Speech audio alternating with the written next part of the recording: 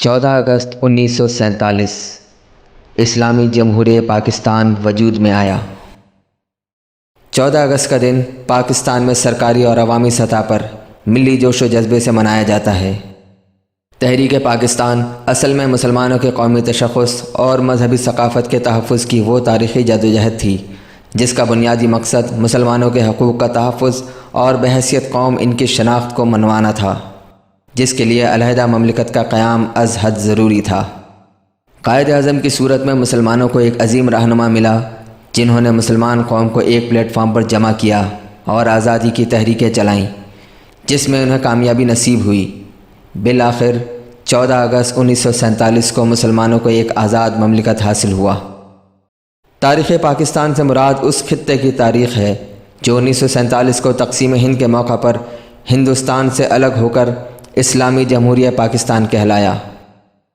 تقسیم ہند سے قبل موجودہ پاکستان کا خطہ برطانوی راج کا حصہ تھا۔ 1857 کی جنگ آزادی کے بعد سر سید احمد خان نے اپنی سیاسی بصیرت سے مسلمانوں کو عملی سیاست میں حصہ لینے سے منع کیا تھا۔ آپ کے نزدیک اعلیٰ تعلیم کے حصول کے بغیر سیاست میں کامیابی ممکن نہیں۔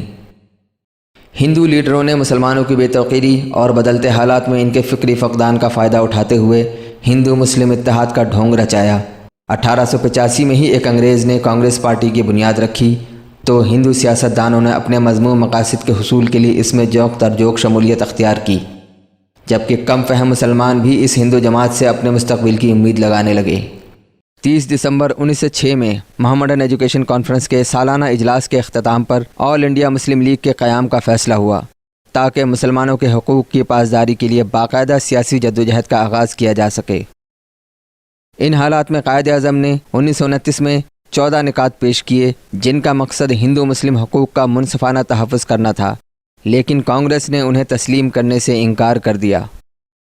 1930 میں آل انڈیا مسلم لیگ کا اجلاس الہ آباد میں منعقد ہوا جس کی صدارت حضرت علامہ محمد اقبال نے کی۔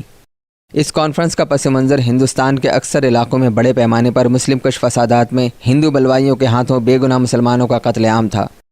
اب ہندو مسلم تضادات اور دشمنی کھل کر سامنے آ گئی۔ دسمبر 1930 کو علامہ محمد اقبال نے جنوب مشرقی ہندوستان کے مسلمانوں کے لیے ایک خود مختار ریاست کا تصور پیش کیا۔ 1933 میں چودھری رحمت علی نے علیحدہ مسلم ریاست کا نام پاکستان تجویز کیا اور مختلف علاقوں کو ملا کر پاکستان کا ایک نقشہ بنایا۔ یہ سنگ میل ہندوستان میں برطانوی تاج کے تابوت میں پہلا کیل ثابت ہوا۔ 1936 میں برطانوی حکومت ہند نے عام انتخابات کرانے کا اعلان کر دیا۔ 1937 کے الیکشن کے نتیجہ میں صوبائی حکومتیں قائم ہوئیں تو ہندو اکثریتی صوبوں میں کانگریس حکومت نے مسلمانوں کے حقوق کو بری طرح پامال کیا۔ 23 مارچ 1940 کو لاہور کے منٹو پارک میں محمد علی جناح کی جانب سے 2 قومی نظریہ پیش کیے جانے اور مسلم لیگ کی جانب سے 1940 کے قرارداد لاہور کی منظوری نے پاکستان کے قیام کی راہ ہموار کی۔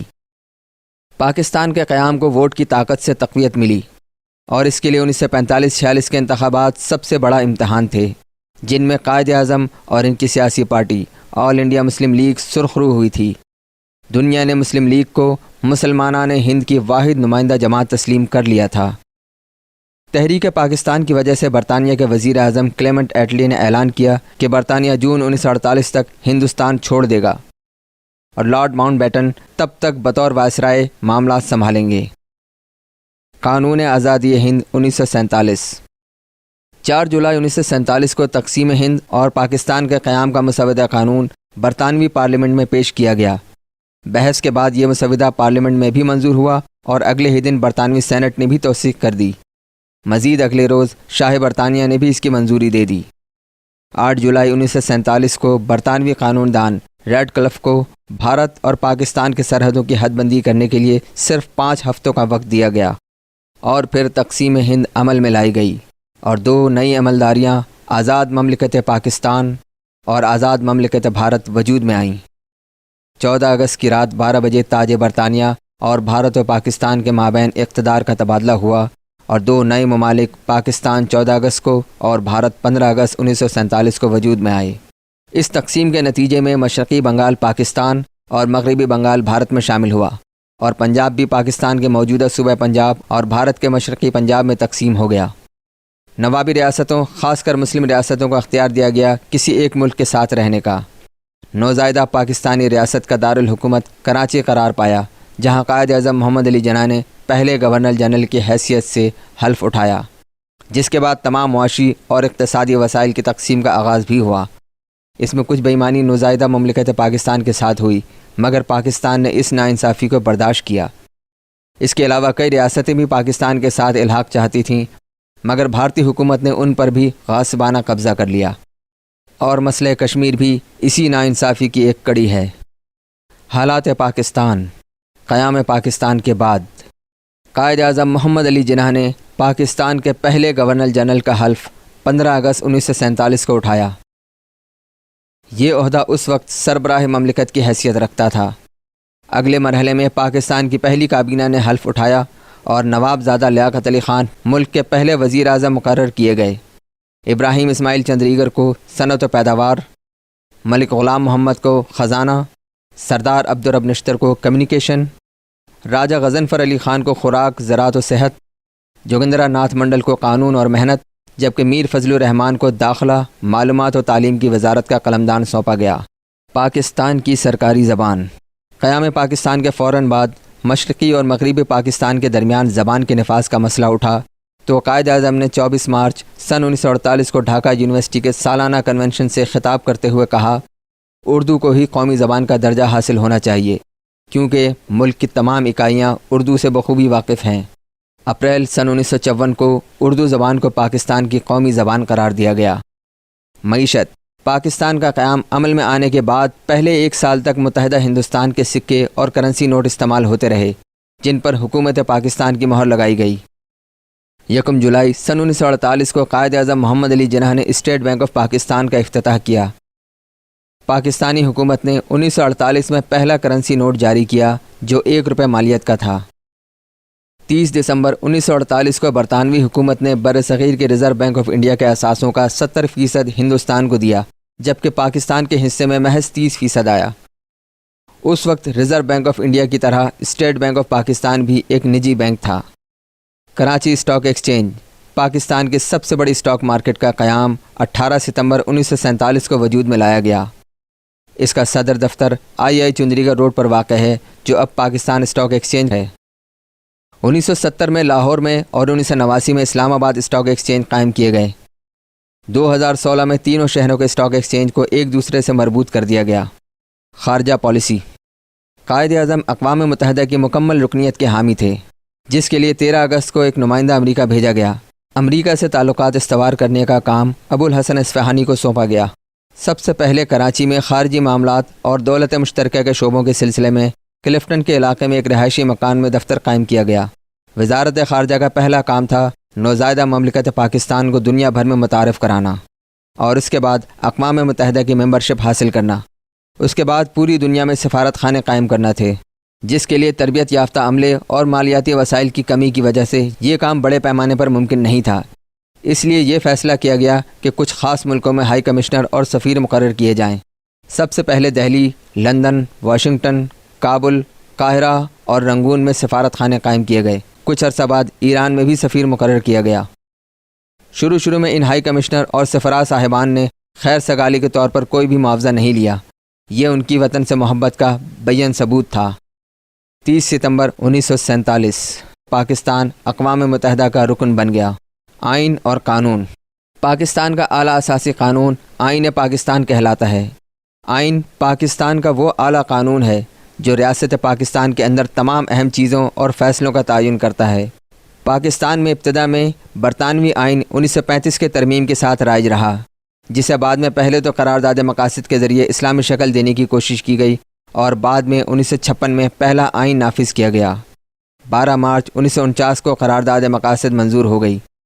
21 فروری 1956 پاکستان کی دستور ساز اسمبلی نے یہ قرار دیا کہ ملک میں وفاقی طرز حکومت ہوگا اور ملک کا نیا نام اسلامی جمہوریہ پاکستان رکھا جائے گا۔ ملک میں 4 مرتبہ مارشل لاء لگا، جس سے 2 مرتبہ آئین معطل ہوا، ایک مرتبہ 1956 کا آئین اور دوسری مرتبہ 1962 کا آئین۔ آئین کا پہلا آرٹیکل بیان کرتا ہے کہ مملکت پاکستان ایک وفاقی جمہوریت ہوگا جس کا نام اسلامی جمہوریہ پاکستان ہوگا اور جسے بعد ازیں پاکستان کہا جائے گا۔ پاکستان کے مختلف علاقہ جات کے متعلق آئین پاکستان کا دوسرا آرٹیکل بیان کرتا ہے کہ پاکستان کے علاقے مندرجہ ذیل پر مشتمل ہوں گے: صوبہ جات، بلوچستان، پنجاب، سندھ اور سرحد، جسے بعد میں خیبر پختونخوا کا نام دیا گیا۔ وفاقی دارالحکومت کراچی، جسے بعد میں اسلام آباد منتقل کیا گیا۔ وفاق کے زیر انتظام قبائلی علاقہ جات اور ایسے علاقے اور ریاستیں جو الحاق کے ذریعے پاکستان میں شامل ہو جائیں۔ حکومت اور سیاست: ابتدا میں دارالحکومت شہر کراچی کو قرار دیا گیا۔ 1968 میں پاکستان کا دارالحکومت کراچی سے اسلام آباد منتقل کیا گیا۔ ملک کے آئین نے 2 قانون ساز ایوان قائم کیے، ایک قومی اسمبلی اور دوسرا سینٹ۔ قومی اسمبلی کی بنیاد آبادی کی نمائندگی کے لحاظ سے ہے، یعنی جہاں کی آبادی زیادہ ہوگی وہاں کی زیادہ نشستیں رکھی جائیں گی، اور قومی اسمبلی کے ارکان کو براہ راست عوام اپنے ووٹ سے منتخب کرتے ہیں، جبکہ سینٹ میں موجود تمام صوبوں کو برابر کی نشستیں دی گئیں، چاہے صوبہ چھوٹا ہو یا بڑا۔ سینٹ کے ارکان کو سینیٹرز کہا جاتا ہے، اور ان سینیٹرز کو 4 صوبائی اسمبلی کے ممبران اپنے ووٹ سے منتخب کر سکتے ہیں۔ دفاع اور افواج: پاکستان کی دفاع کا ذمہ ملک کے مسلح افواج پر ہے، جس کی بنیادی طور پر 3 شاخیں ہیں: پاک فوج، پاک بحریہ اور پاک فضائیہ۔ 1947 میں قیام پاکستان سے پہلے پاک عسکریہ ہندوستانی افواج کا حصہ تھی۔ تاج برطانیہ کے زیر اثر پہلی جنگ عظیم اور دوسری جنگ عظیم میں بھی حصہ لیا۔ تقسیم برصغیر کے بعد ہندوستانی فوج پاکستان اور بھارت میں بالترتیب 36% اور 64% کے تناسب میں تقسیم ہو گئی۔ اس وقت یہ اعلان ہوا کہ کوئی بھی فوجی جس بھی فوج میں جانا چاہتا ہے تو اسے مکمل اجازت ہے۔ اس وقت بہت سے مسلمان فوجی پاک عسکریہ میں شامل ہو گئے۔ تقسیم کے وقت بھارت میں 16 آرڈیننس فیکٹریاں تھیں، جبکہ پاکستان میں ایک بھی نہیں تھی۔ اب سن 2021 میں پاکستان کافی حد تک دفاعی اعتبار سے خود کفیل ہو گیا ہے۔ سن 1965 میں بھارت کی طرف سے حملے کے نتیجے میں پاکستان نے اس جنگ کا سامنا کیا جس نے انڈیا کو ساری دنیا میں شکست خوردہ ثابت کر دیا۔ سن 1971 میں پاکستانی سیاستدانوں کے ناانصافی نے بنگالیوں کو پاکستان سے علیحدگی پر مجبور کیا، جس کے لیے بھارت کی سپورٹ سے ایک جنگ کے نتیجے میں بنگلہ دیش ملک پاکستان سے الگ ہو گیا۔ 1998 سیاچن کے محاذ پر انڈیا کو کمزور کرنے کی کوشش میں پاکستان نے کارگل میں محاذ کھولا، جو کہ میدان پر تو ہم جیت گئے لیکن مذاکرات کی میز پر ہار گئے۔ 80 کی دہائی میں پاکستان افغانستان میں قابض سوویت افواج کے خلاف امریکہ کو مدد فراہم کرتا رہا، جس کے نتیجے میں روس کے سپر پاور ہونے کا گھمنڈ خاک میں مل گیا۔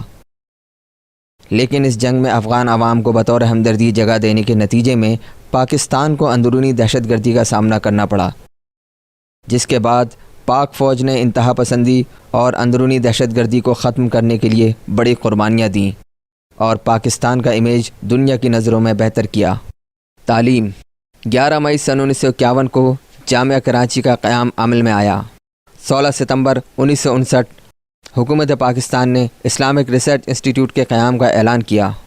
14 مارچ سن 1972 حکومت پاکستان نے نئی تعلیمی پالیسی متعارف کروائی، جس کے تحت پرائیویٹ اسکولوں اور گورنمنٹ اسکولوں کے لیے مفت تعلیم کر دی گئی۔ پاکستان کا سب سے بڑا ڈیم منگلا ڈیم 1974 کو جموں کشمیر میں بنایا گیا۔ 1976 میں سعودی فرمانروا شاہ فیصل کے اعزاز میں اسلام آباد میں شاہ فیصل مسجد کا سنگ بنیاد رکھا گیا۔ یہ شاہکار طرز کی مسجد 1986 میں مکمل ہوئی۔ 28 مئی 1998 پاکستان نے کامیاب ایٹمی تجربہ کر کے عالم اسلام کے پہلے ایٹمی طاقت ہونے کا اعزاز حاصل کیا۔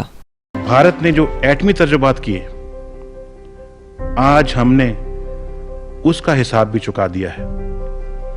اب ہمارے ملک پر کوئی دشمن انشاءاللہ بزدلانہ ایٹمی شب خون نہیں مار سکتا۔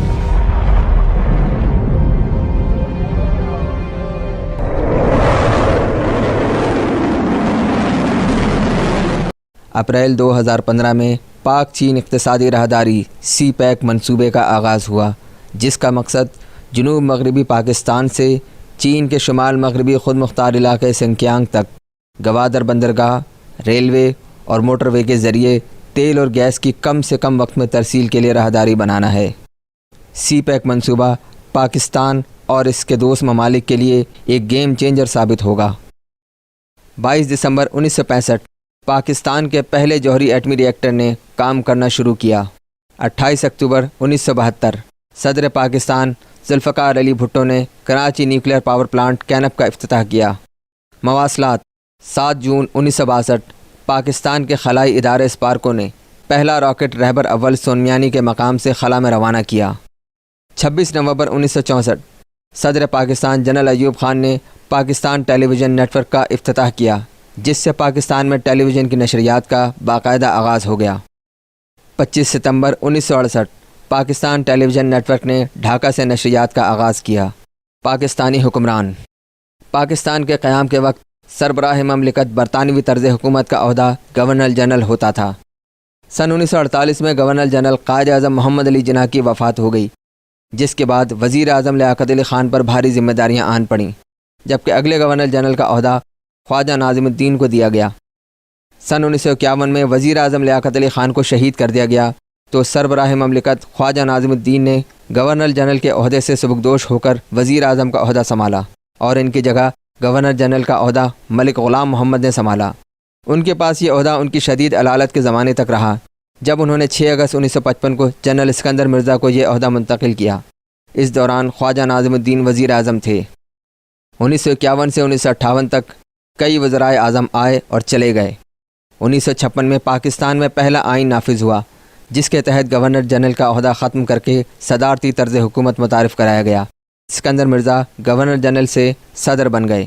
اس کے باوجود سیاسی بحران کا نتیجہ یہ ہوا کہ 2 سال بعد ہی 1958 میں آئین معطل کر کے مارشل لاء لگ گیا۔ صدر پاکستان اسکندر مرزا 27 اکتوبر 1958 کو اس عہدے سے ہٹا دیے گئے۔ ان کے بعد یہ عہدہ جنرل ایوب خان نے سنبھالا۔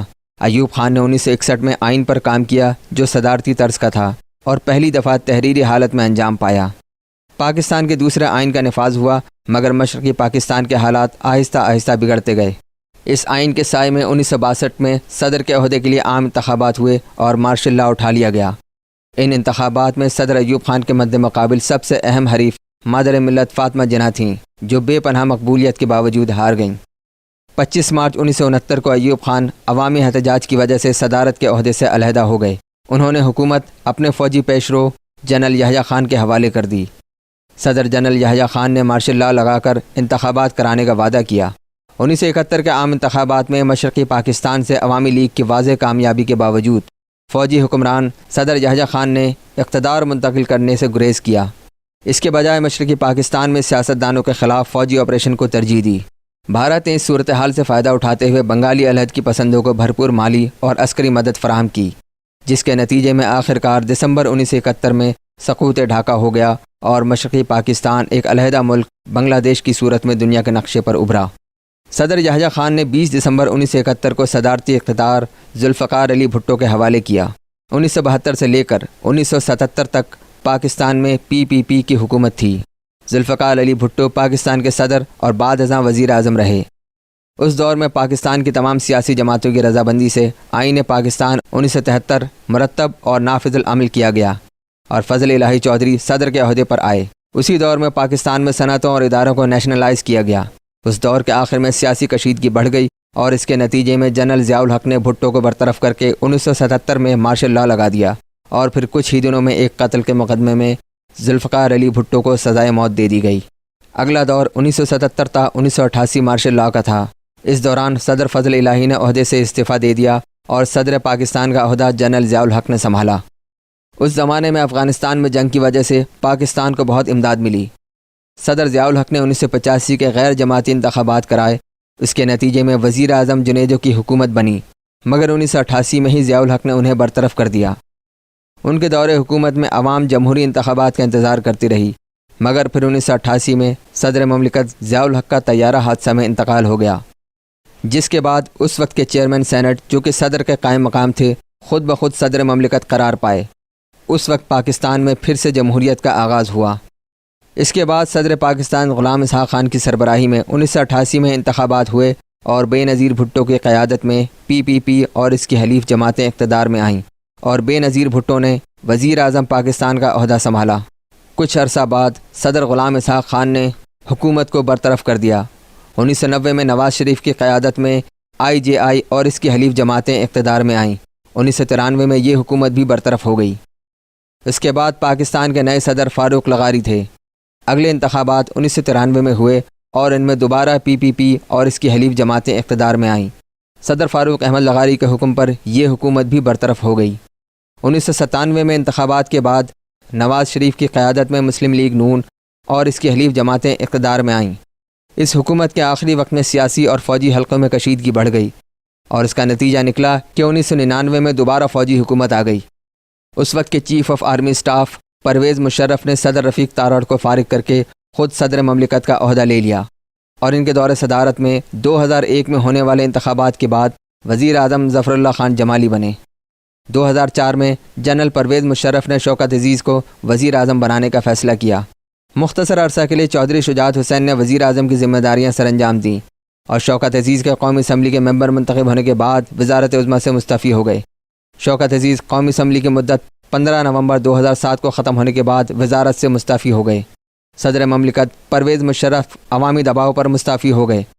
اس دوران امور مملکت عبوری حکومت کے ذریعے چلائے جاتے رہے۔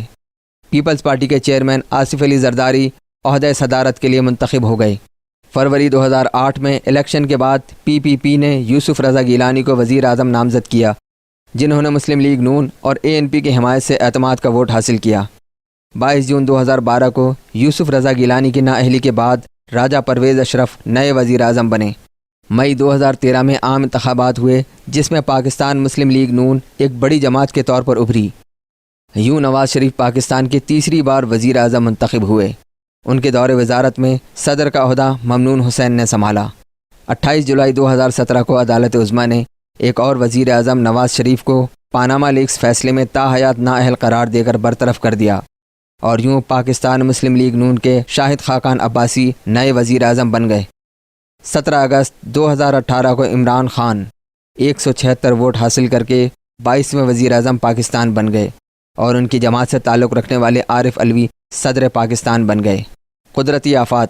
پاکستان میں قدرتی آفات کے حوالے سے سن 2005 اکتوبر کا زلزلہ بھی ایک یاد ہے جس نے پاکستان کے عوام کو مشکل وقت میں یکجا ہونا سکھایا، جبکہ سن 2010 کا سیلاب پاکستانی تاریخ کا سب سے تباہ کن سیلاب تھا۔ اس کے علاوہ سن 2020 میں کرونا کی عالمی وبا نے بھی پاکستانی معیشت اور عوام کو کافی نقصان پہنچایا۔ ان آفات نے پاکستانی عوام کے ہمت اور عزم کو دنیا کے سامنے عیاں کیا۔ قیام پاکستان کا مقصد اسلام کی سربلندی قائم کرنے کے ساتھ ساتھ پاکستان میں قیام پذیر دیگر مذاہب کو بھی ان کی مذہبی آزادی کے ساتھ زندگی بسر کرنے کی آزادی دینا تھا اور انتہا پسندی کا مکمل خاتمہ کر کے خطے میں مستقل امن کا قیام ممکن بنانا تھا۔ پاکستان کے قیام کی اہمیت قائد اعظم رحمۃ اللہ علیہ کے ان الفاظ سے بخوبی واضح ہو جاتی ہے: ہمارے لیے بس ایک ہی راستہ ہے اور وہ یہ کہ ہم اپنی قوم کو منظم کریں۔ یہ اسی وقت ہو سکتا ہے کہ جب ہم طاقتور ہوں اور اپنی قوم کی مدد کریں، نہ صرف استقلال و آزادی کے لیے بلکہ اس کو برقرار رکھنے کے لیے اور اسلامی تصورات اور اصولوں کے مطابق زندگی بسر کرنے کے لیے بھی۔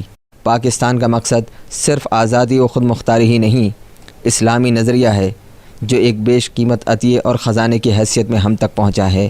پاکستان زندہ باد۔ The life and the property and the religious belief should be fully protected by the state at any cost.